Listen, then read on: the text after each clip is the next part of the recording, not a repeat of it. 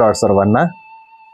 आज बायबलमधून मार्क लिखित शुभवर्तमान पहिला अध्याय आणि 16 ते 18 वचनामध्ये जर आपण वाचलं तर त्या ठिकाणी प्रभू येशू ख्रिस्त गालिली समुद्राच्या जवळून चालला होता आणि त्या ठिकाणी शिमोन व त्याचा भाऊ आंद्रिया हे समुद्रामध्ये जाळी टाकताना दिसले।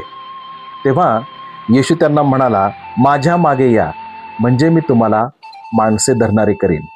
आणि जेव्हा येशूचं वाक्य या शिमोन पेत्र आणि त्याचा भाऊ आंद्रिया यांनी ऐकलं तेव्हा त्यांनी काय केलं की त्यांची जाळी, त्यांची होडी, मासे पकडण्याचं सर्व साधन त्यांनी तेव्हाच खाली टाकून दिलं आणि प्रभू येशू ख्रिस्ताच्या पाठीमागं निघाले।